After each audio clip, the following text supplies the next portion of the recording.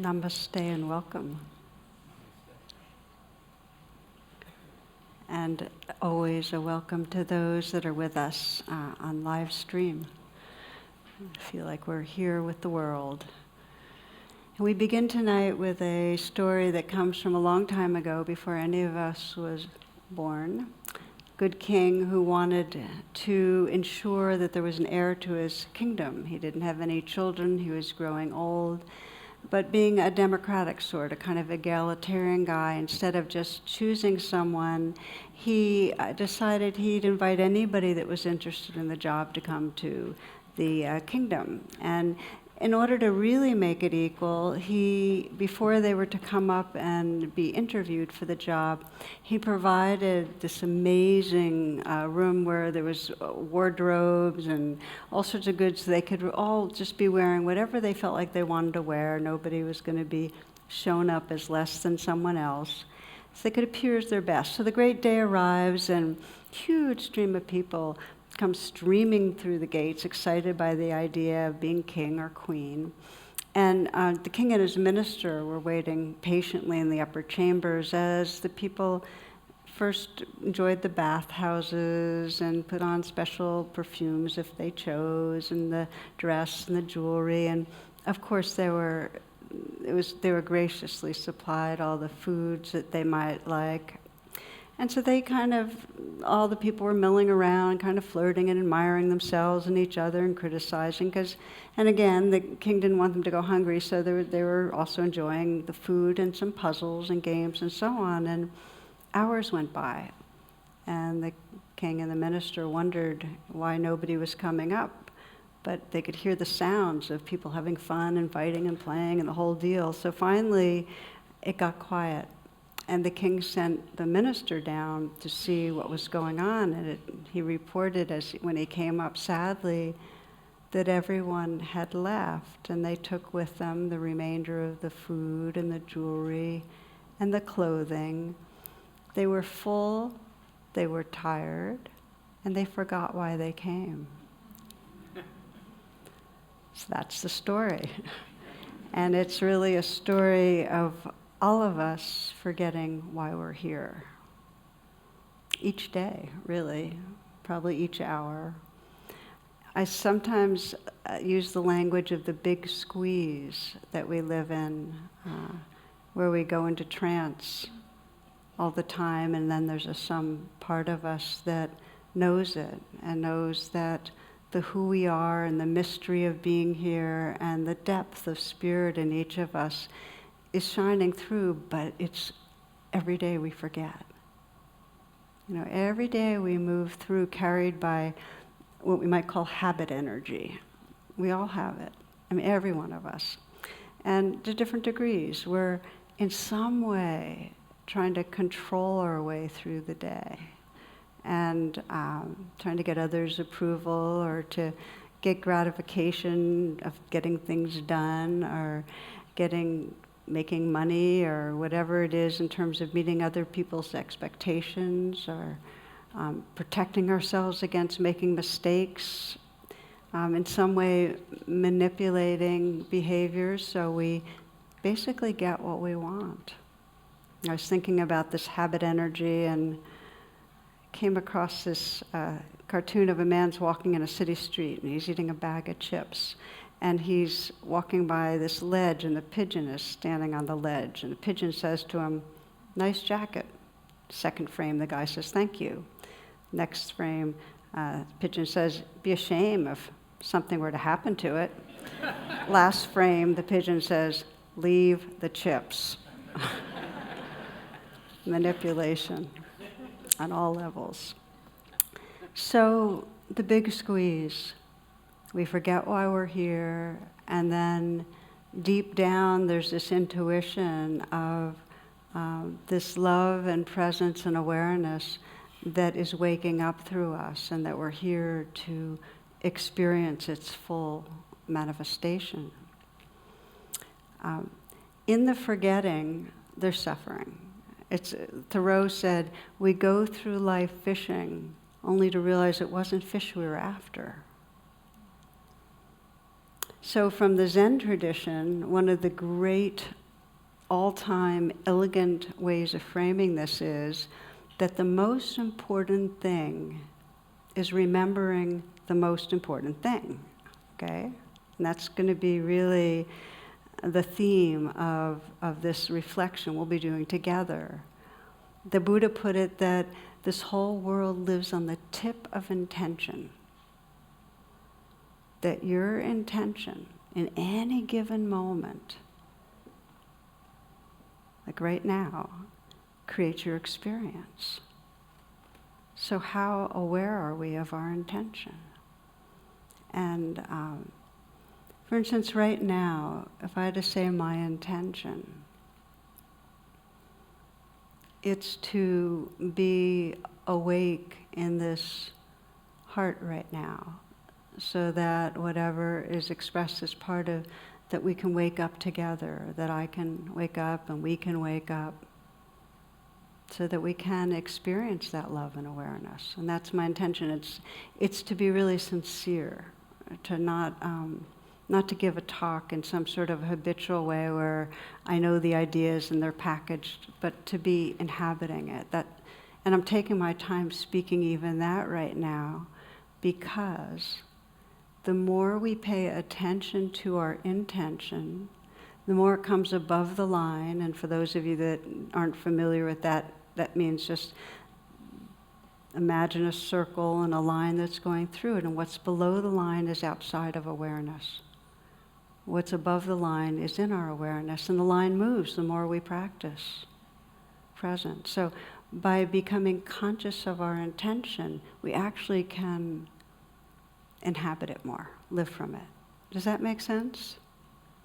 So this is what we're going to explore, how to bring intention above the line, how to see when we're coming from an intention that's fear-based, which is totally natural, but if we can bring it above the line, then we have choice.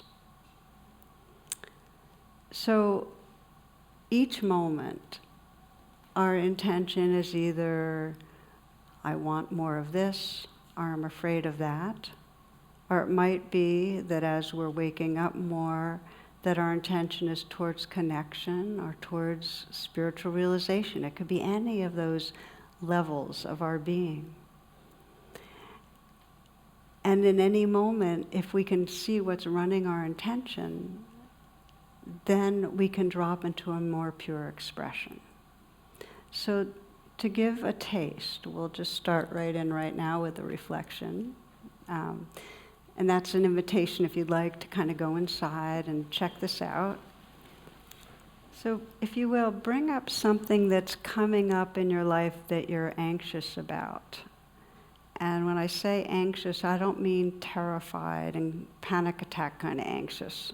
I mean anxious, like maybe it's something that, a deadline that you've got, or a talk that you have to have with somebody, or something that you're doing that others are going to be evaluating in some way.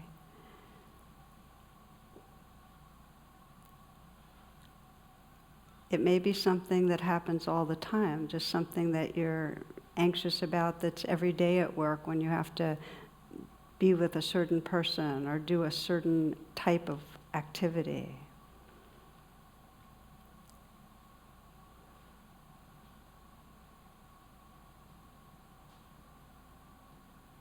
Maybe you're anxious about something going on with your health. Maybe you're anxious about what's going on for another person that you care about. So come up with something.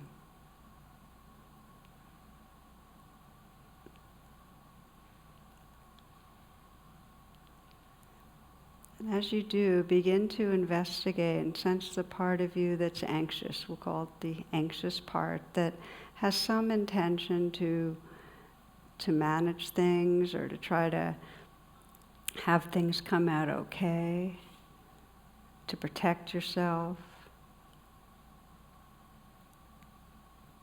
It's a part of you that generates obsessive thoughts. It's a part of you that tenses up physically. And as you get in touch with that part, just sense your experience of yourself, the who you are. Notice how familiar it is.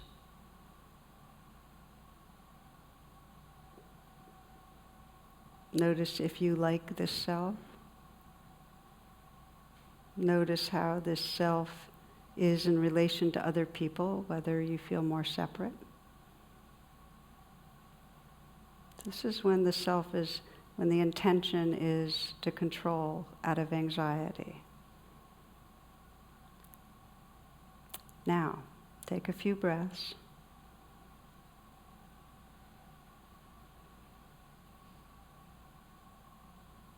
And keeping in mind what you're anxious about, sense how there's a part of you that really wants to learn how to wake up in the midst of the challenges and stressors of life.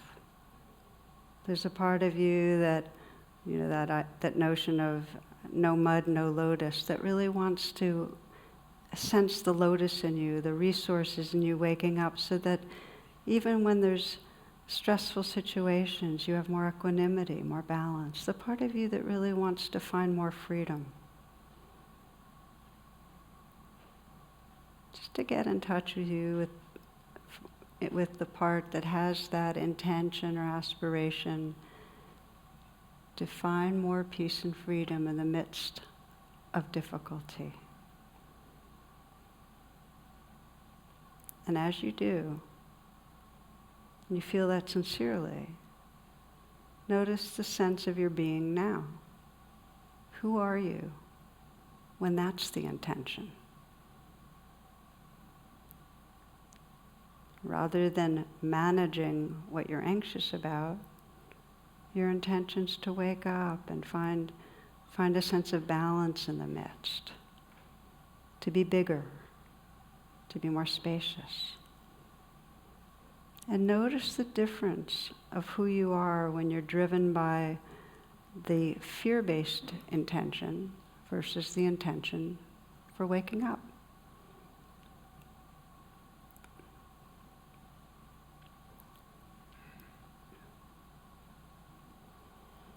And keep that in mind. If you'd like to keep your eyes closed and keep reflecting as I speak, it's fine, or you can open them. Typically, for most of us, our intentions are marbled. And what I mean by that is, when we're anxious, there's parts of us that are obsessing and worrying and trying to controlling, but there's a part of us also that has the intention to see if we can find some space in the midst of it and be more awake. They're just mixed like that, which is really natural. For instance, love and attachment are mixed. You might totally love your child and also being attached to your child being a certain way and performing a certain way and cooperating with you. And both energies are there. And when you're really in that love energy, you can feel you get more spacious. And when you're really the controlling whatever parent, you get smaller.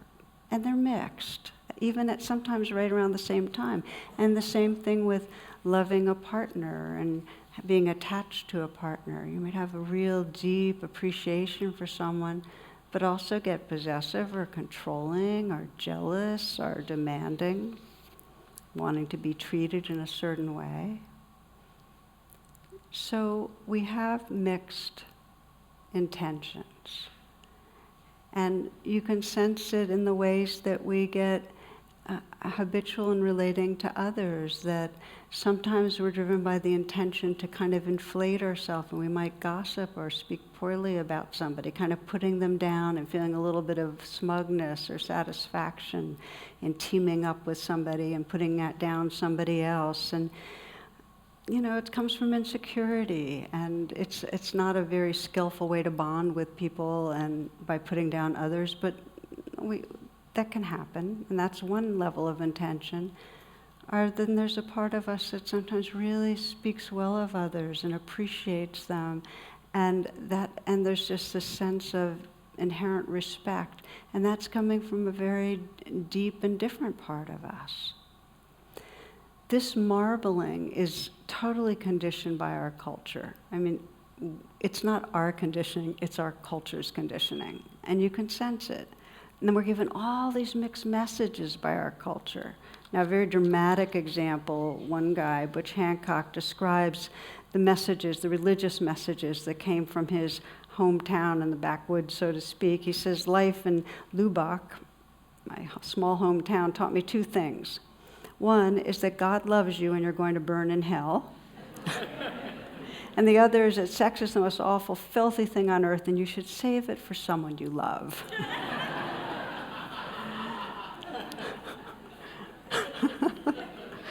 So you get the idea, mixed messages here. So each of us has our particular blend of wants and fears that are driving us, and then the more awakened intentions of wanting to live from caring and live to truth and speak from truth. And so we get caught in some habitual patterns and we sense our potential to live from our deepest, highest aspiration. The challenge is, again, they're below the line a lot. So it takes being intentional about looking at intention. This is D.H. Lawrence. He says, we're not free when we're doing just what we want. We're only free when we're doing what the deepest self likes. And to do what the deepest self likes takes some diving. Okay, so how do we dive? In the Buddhist tradition, the attention to aspiration or intention, really meditating on it, is actually very central to the practice. And so we're going to explore ways of diving. And the beginning is to sense how it is we become very attached to certain intentions that don't work out so well for us. And I think one of the best kind of descriptions that we hear is this, that the thought manifests as the word manifests as the deed develops into habit hardens into character gives birth to destiny. So watch your thoughts and intention with care. Let them spring from love, born out of respect for all beings, including yourself. So it begins. We can sense that the thoughts and beliefs that are under the line are really generating our habits and our activities. And if we're not aware of them, if we don't pause and start sensing, okay, well, what's my intention right now? We keep playing out the same pattern. It becomes destiny. It was described in an illustration with 3 construction workers. They're standing in a row next to traffic, and they're carrying signs. Each of them has signs. The first one has this big sign that says stop. The second one carries a sign that says smell the flowers. And this woman's carrying some flowers in her hand. And the third carries a sign that says, okay, resume tearing through your life like a maniac. And we can see it. That we get these reminders all the time to slow down. It's not like racing around really helps us achieve more. And it certainly doesn't do anything for having intimacy. I find over and over again, I especially see this on retreat, that when I move half as fast, I take in twice as much. We don't have to rush so much. And yet, there's some deep intention in us that's fear-based to get more done. So we speed around a lot. Not all of us. Some people are much slower than others. So maybe I'm speaking for myself here. But there's a tendency in the culture, it's part of the culture's conditioning, to speed. So let's look a little more closely how to bring intention above the line and live more aligned. And there's a story, go back in time a little bit. I was teaching at a conference, and this was 2001, I think it was. And the conference there were 5 opening presenters. I was one of them. It was run by Tricycle. And it was actually held in the Twin Towers 3 weeks before 9/11, which is why I share the story a lot, because it's kind of a poignant memory for me. I took one of the pens from the building that actually had the address and so on. So I was one of 5 opening presenters, and I was the only woman, and I was a real newbie, and this was a while ago. And we were each given 10 minutes, and I was very nervous about it, because I was going after a very well-known guy, Richard Baker Roshi, who's the Dharma heir to Suzuki Roshi, and so I was really nervous. But I was really relieved because I was going second, he was going first, so I knew I'd have some time to prepare my thoughts and to breathe and so on. So Richard Baker Roshi gets up, and the question that we're all supposed to address is, really what allows people to heal and awaken and touch genuine freedom? Just that, 10 minutes, piece of cake, So I have this, start thinking of my stories and little poems and quotes, and I'm thinking about all I'm going to do. Okay, so he gets up there to speak, and he says, transformation and awakening comes down to 2 things, intention and attention. Thank you very much. And he's down, and I'm sitting there, oh my God, I'm on, And I wish I'd had the wits to say, like he said, if only, but I didn't. I don't have any idea what I said, but I do remember what he said. Intention and attention, and they go together. The more you become aware of your intention, like the intention to care, the more that brings up attention, like you start paying attention more, which then brings out the caring, and that deepens your intention. And they just feed each other in a really beautiful way. So it's not just about, let's say my intention is to care, it's not just about the intention, you have to pay attention in order to manifest it. And if you're just saying, well, I'm intending this and I'm intending that, but you're kind of blithely going along, what happens is you don't manifest. Intention and attention, you have to pay attention. Here's I think, a great illustration. A guy who's a bagpiper wrote this. He says, I play many gigs. Recently I was asked by a funeral director to play at a graveside service for a homeless man. He had no friends or family, so the service was to be at a pauper cemetery in the back country. Now, I wasn't familiar with the backwoods. I got lost, and being a typical man, I didn't stop for directions. I finally arrived an hour late and saw the funeral guy had evidently gone, and the hearse was nowhere in sight. There were only diggers and a crew left, and they were eating lunch. I felt badly, and I apologized to the men for being late. I went to the side of the grave and looked down, and the vault lid was already in place. I didn't know what else to do, so I started to play. The workers put down their lunches and began to gather around. I played out my heart and soul for this man with no family and friends. I played like I've never played there before for this homeless man. And as I played Amazing Grace, the workers began to weep. They wept, and I wept, and we all wept together. And when I was finished, I packed up my bagpipes and started for my car. Though my head hung low, my heart was full.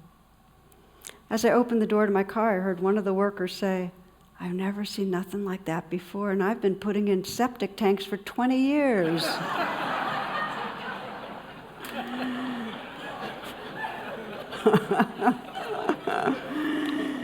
So intention and attention are the point of the story here.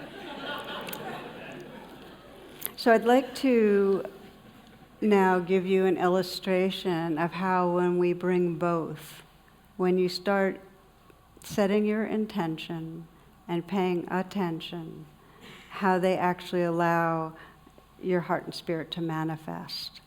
And this is a story of a woman, this is some years back. She told me how she had been in a standoff for decades with her older sister, and she was the impulsive and non-traditional type, and the kind of the bad girl when they were younger, and her older sister was always dutiful and getting the grades and doing things according to, schedule. Well, they just kind of parted ways. She always felt misunderstood and not appreciated, and they got more and more distant and tense, to the point that she wasn't even invited to one niece's wedding after they had a particularly bitter argument.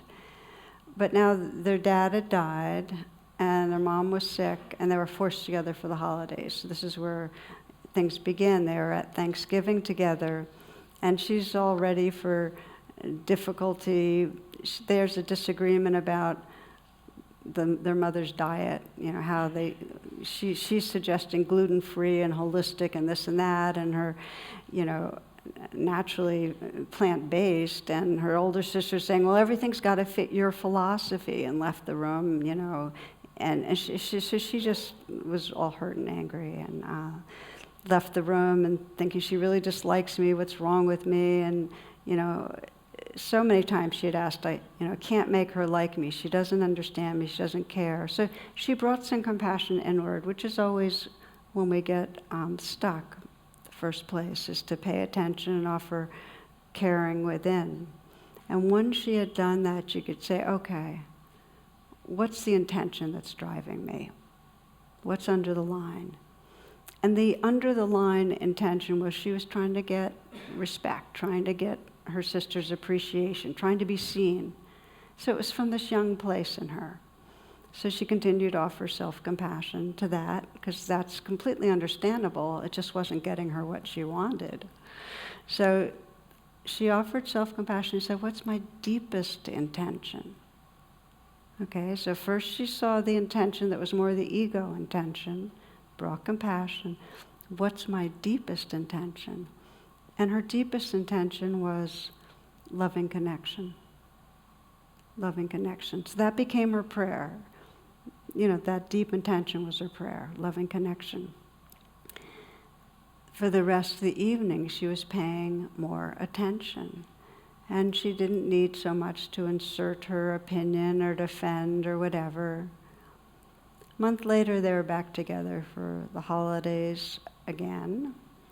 And there was more ease, and they laughed together over some old family stories. And later that night, her sister told her about a tough time with her teenage son, and something shifted. In fact, at the end, her sister said, thank you for listening, for being such a good shoulder. And she realized that this intention for connection, it's like, do you want to be right or do you want to have connection kind of thing, really gave more space. It just relieved the tension with her sister. And she deepened her, that deepened her intention to stay with that. In fact, her language was not my will, but my heart's will. Not my ego's will, which wants to be right, wants to be seen, wants to be appreciated, but my heart's will, which is really a willingness to connect and to be close and to be caring. Whatever your intention is, that gets communicated. So if it's marbled, that gets communicated, and people are used to that. But as it gets purer, and your intention is, I really do care about you, that comes across. We communicate our intention. So again, the sequence or the path is to start right where we are. It's not like all trying to kind of push ourselves into some noble intention. Just start right where we are. Oh, right this moment, I want to look good, or I want to make an impression, or whatever it is. And of course, if you're in action, then it doesn't go to, you can't do is examine it with the same depth. But let's say you're noticing it and you have some time to be with yourself. Oh, I want to make an impression. And then you say, okay, well, that's natural, and you're kind towards it. Now, what do I really want? I want to feel close. I want to feel connected. I want to feel that loving presence. And the deeper we go, the more we start living from who we truly are, from the most pure and clean and awake expression of our own being. So we're going to practice a little bit of this, and as we have in the past, take a moment to find a way of sitting and close your eyes that feels comfortable.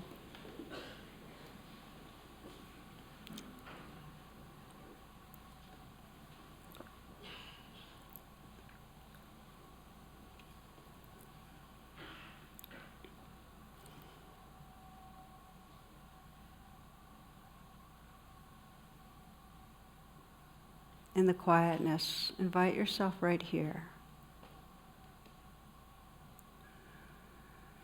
The more you start with presence, the more clarity and scanning your life and checking in. So feel your body here, feel your body breathing. Inhabit your body with presence.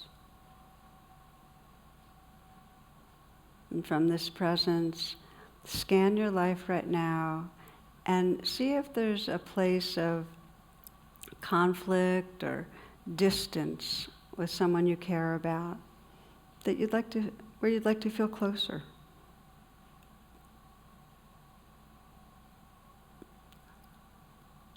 Some place of tension. It could be person at work, person at home, family. Where there's tension, where there's disagreement, where there's some repeating pattern perhaps that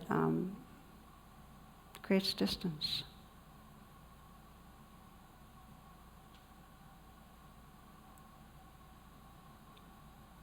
And as you identify the person and bring to mind a particular situation that illustrates where the distance is and what's happening, just bring in that situation closer in so you can sense yourself in it and what's going on when you're feeling defensive about something or judged, or whether you're feeling judging, let down, disappointed, misunderstood, whatever it is.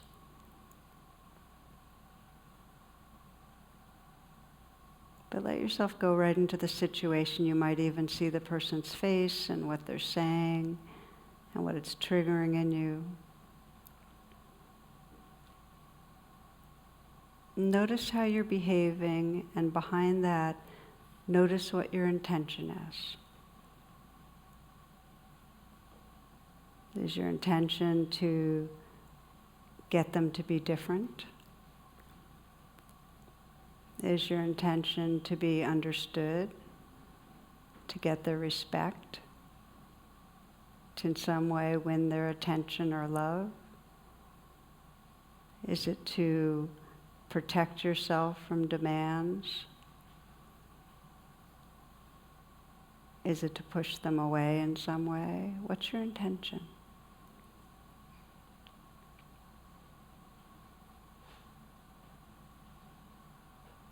And sense your whole sense of yourself when that intention is ruling your experience. The intention to protect yourself or assert yourself, get something, defend something, be right, have your way. Just sense the experience of your own being, and if you like yourself.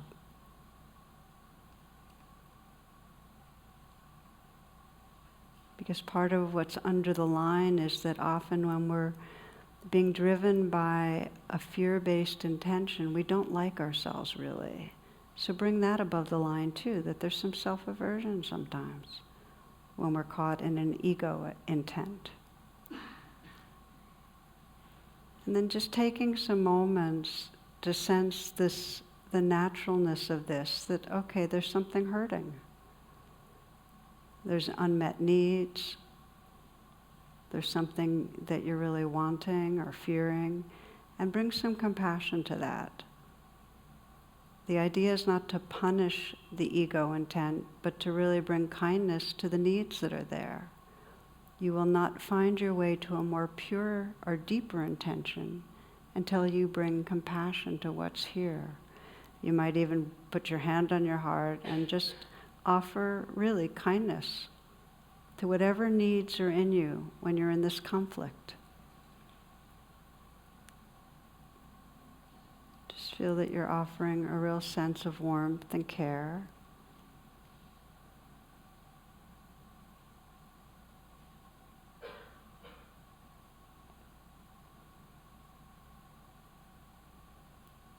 And then from that place of presence and kindness, listen deeply. What is your most pure intention here now? What would be your deepest intention? with this person? What do you really want to happen?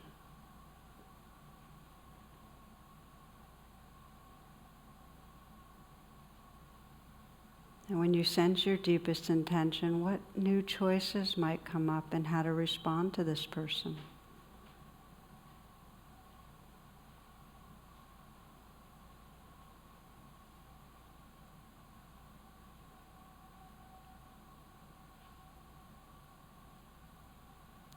Sense who you are, the sense of your own being when you're connected with your deepest intention.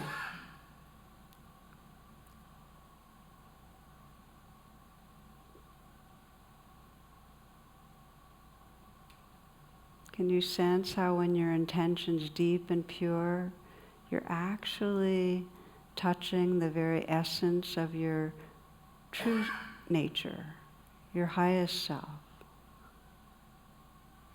What I sometimes call our future self. It's who you're really evolving into, manifesting, the bodhisattva within.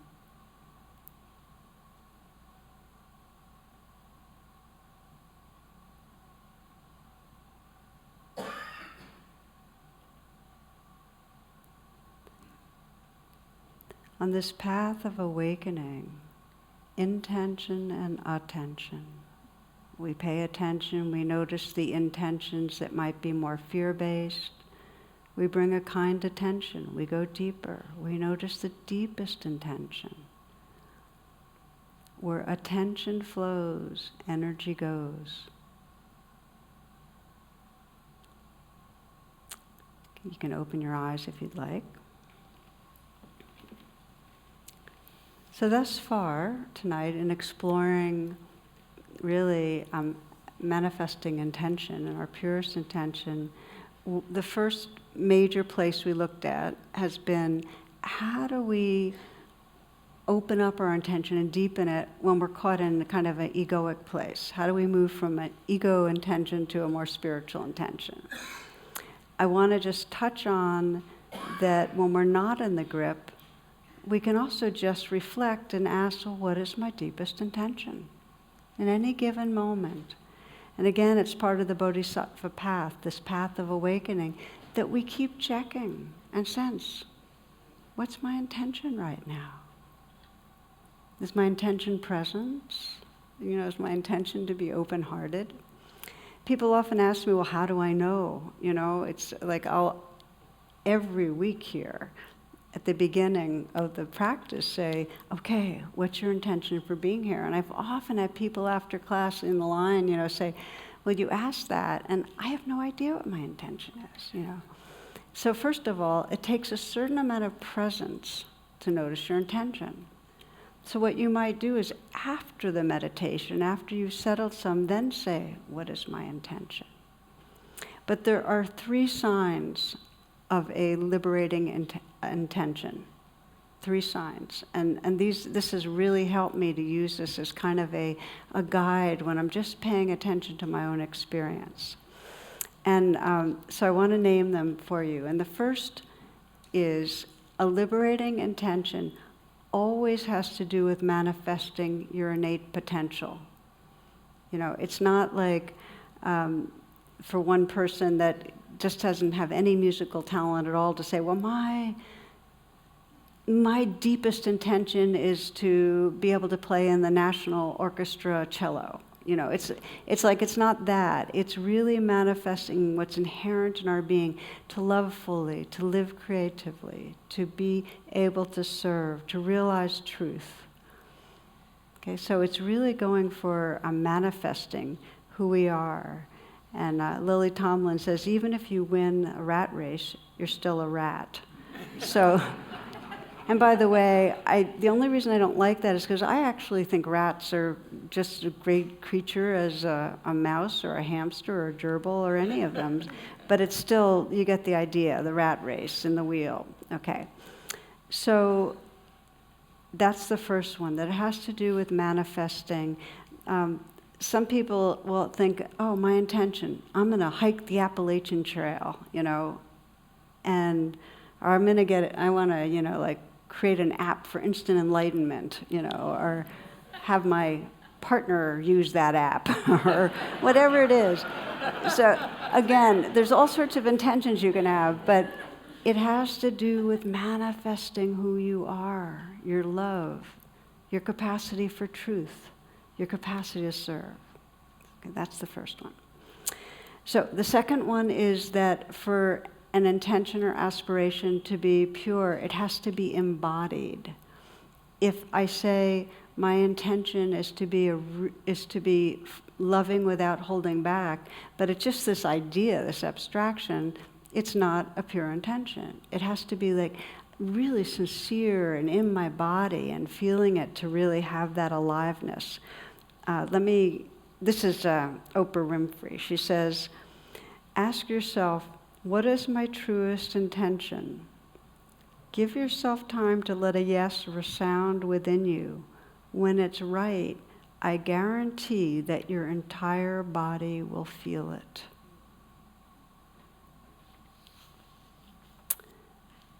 For a number of years, I kept toggling in my deep intention between this intention for love, and I'd feel it and I'd go, yeah, that's it.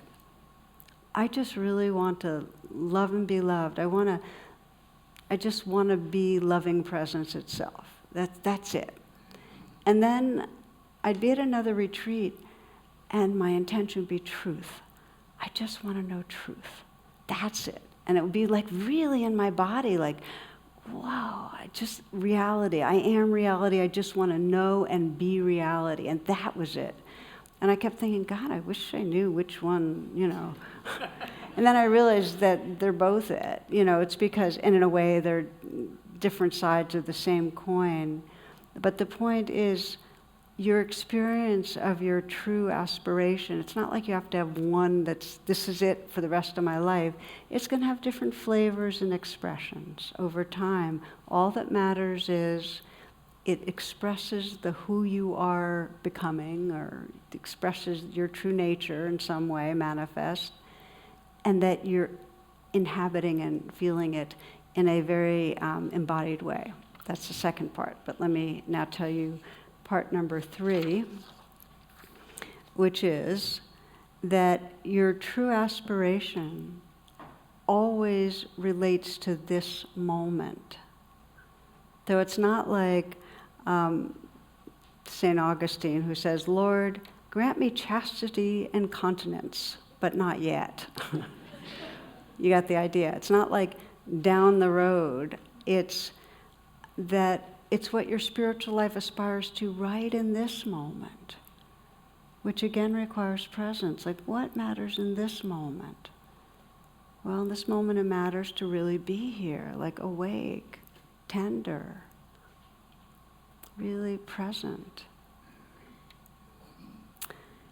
So these are the 3. And why we repeatedly want to contact our aspiration, because the more you contact it, the more you're in touch with your aspiration, the more you're actually going to pay attention in a way that will deepen it. I remember at my first Buddhist retreat, and this was about 30-some years ago, a few days in, I really got settled and quiet. And I guess I had been really busy because I kept thinking, wow, this is spacious and peaceful. And then the stillness was so profound that my heart just opened and just filled this vast space. And then I burst out crying. And there was a part of me witnessing it all going, oh, why am I crying? But it was just this, but not really, because I knew, that happy sad of the joy of homecoming, and also this cherishing and the sense of, oh, I long for this. I want this in my life, and that was a real moment of, I guess Rilke calls it the winds of homecoming.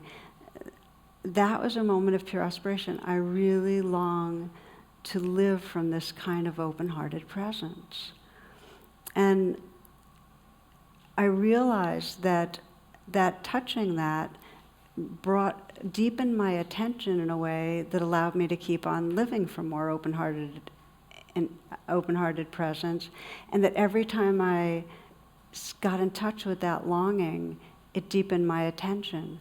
So it became a practice after that, at the beginning of meditations or at the end or whatever, to get really quiet and sense, okay, right this moment, what really in this moment is the aspiration for my spiritual life, and to feel it in my body. Needs to be practiced. We started with the king and all the people that came and didn't stay, and just a sense in our own lives that we know the ways each day we get lost in trance. I mean, every one of us knows it. And how much power and possibility there is if we just begin to, on purpose, say, okay, what matters? Before we enter a meeting, before we're with somebody where there's going to be a difficult conversation, right at the beginning of the day, to set the day, like what matters today? One of the prayers that I offer most regularly in the mornings after I meditate is, please teach me about kindness. Just please teach me, because there's something in me that just wants to keep learning about, like, oh, okay, this is a moment to pause, to get softer, to respond differently.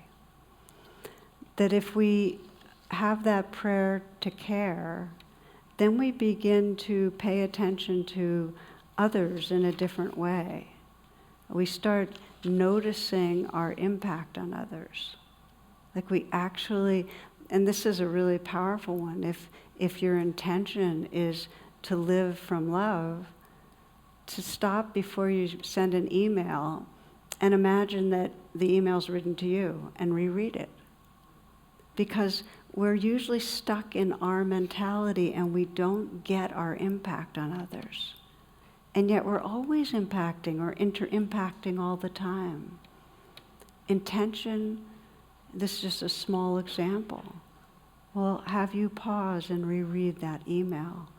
Because ultimately it's so much more important that you send out a ripple of kindness, care, and understanding than something that will in any way create distance. So this is our inquiry. Do you know what's most important to you? Do you know right now what your intention is? And how can you remember it regularly?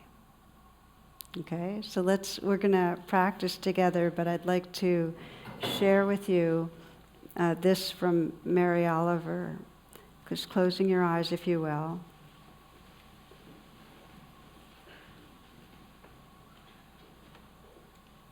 She writes, tell me, first, before she writes this, let me just set it up. In this poem, she's kneeling prayer-like in a field and contemplates with wonder a grasshopper who's gazing around with enormous, complicated eyes. Tell me, what else should I have done? Doesn't everything die at last and too soon? Tell me, what is it you plan to do with your one wild and precious life?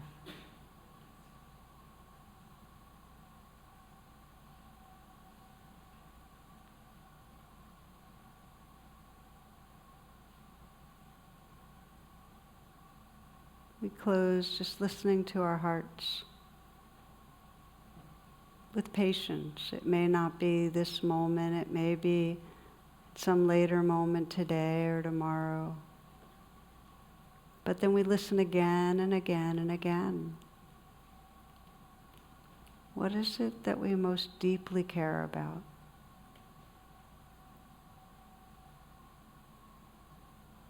If you just had a short time before you're going to die, what would you most care about?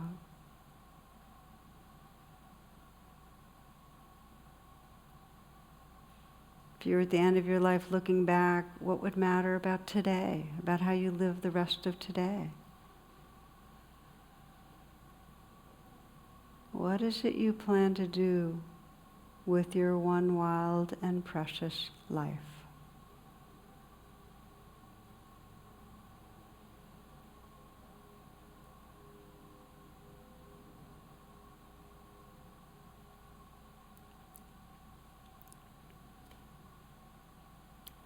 Namaste, and thank you for your attention.